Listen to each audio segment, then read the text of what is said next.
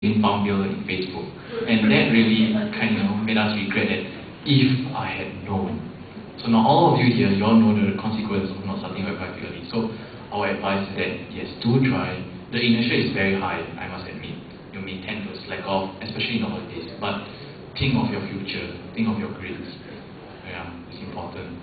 And in the event that you are bored, just now we are on the topic of database, you can find very interesting papers in the database, outside of your scope of reading. For example, you can find papers on dating.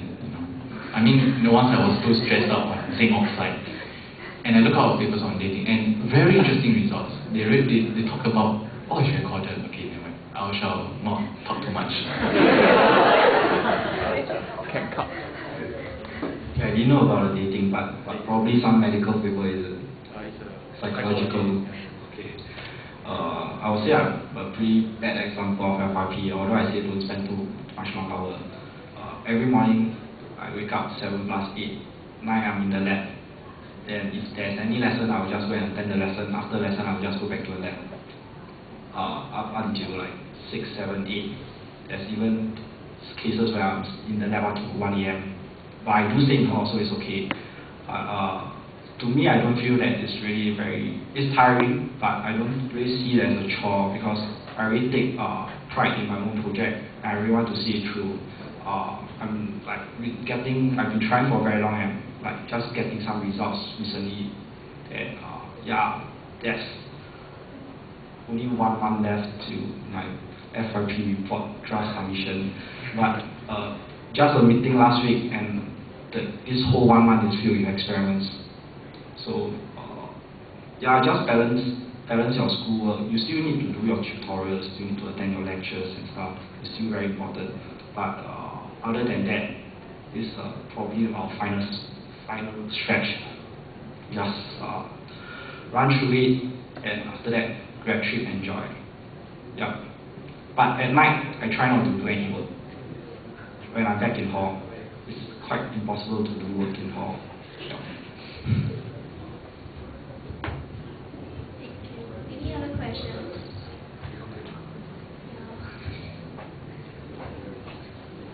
So maybe I can ask another question. Understanding that you are in year 4 right now, so you all will be like looking for jobs right now, right? So is the FYP project helping in any part of your career, future career?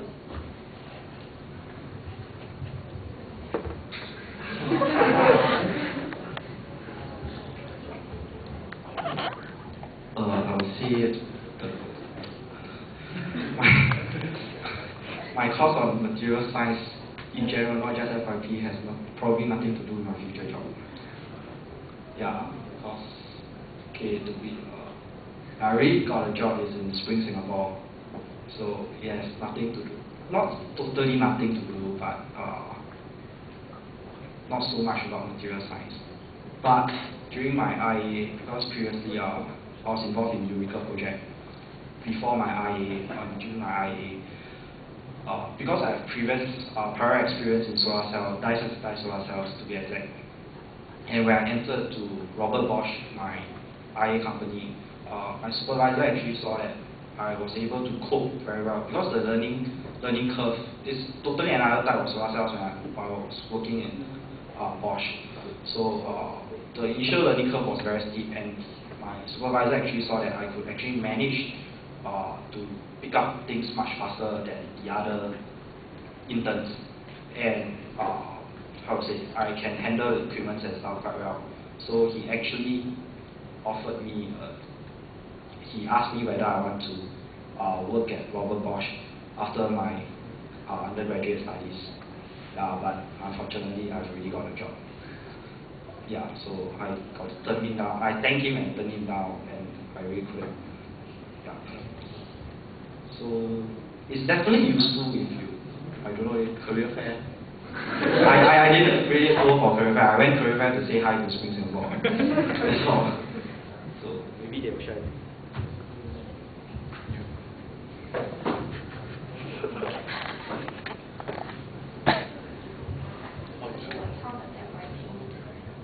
Probably like they'll ask about the projects, like what people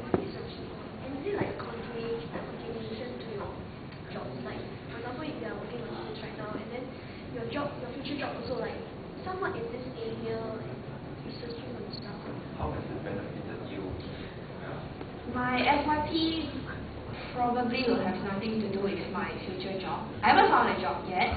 I'm still looking, but so far, when I attend interviews, I haven't encountered. Well, they might ask you, how do you handle a project, and that's where you can benefit. You can tell them, how the process of you managing your project, and not exactly the nitty-gritty details about what you do, but how you handle the project overall, how you plan, how you execute, and how you check your mistakes. Yeah, that's probably the motivation. I guess it's how you look on it, you see, because let's say in an FYP project, you have to develop a lot of skills. For example, you have to develop communication skills. If your sample has produces some results, you have to communicate these results to your supervisor. Then you can tell your prospective employer that, hey, I've been put in this situation, I've gotten some results, and I'm supposed to present these results in front of a group of people. And I'm sure in companies and your future jobs, presentations are going to be very common. That's why there are things like TechCom, ProfCom, and FCom. All these comms are going to haunt you in your working life. Other than that, you can also talk about time management skills. I mean, if they come from NTU and NUS, they will know this thing called the FYP. And FYP requires a lot of time management. Okay, even though your project is not related to what you're going to do, you can talk about how good you were in your time management, assuming that you're good at it.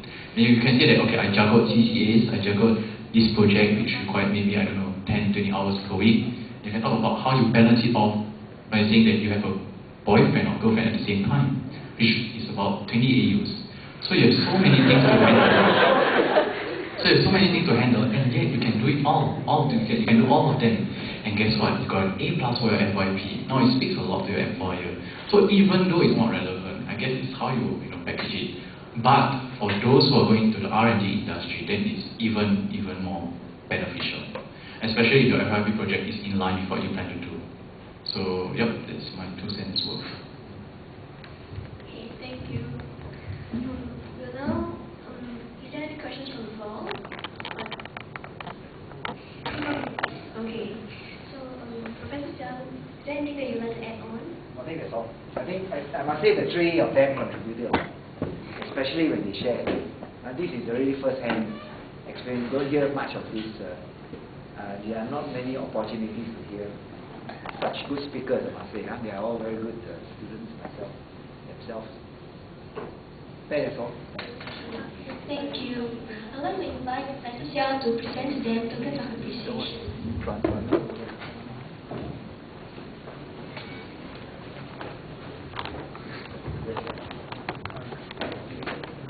Stay here.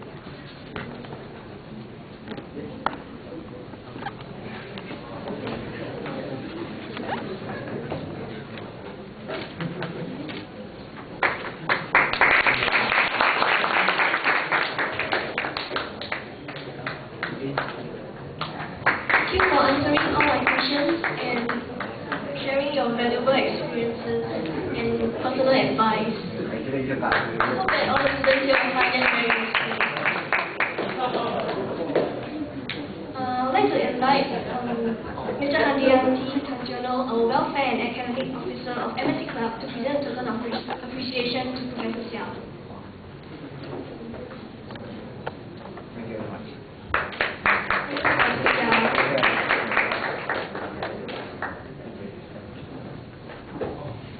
We have now come to the end of the Edu Talk. I would like to say thanks to our Professor Wong and Professor Xiao for gracing our event this afternoon. You can proceed to the refreshment provided outside.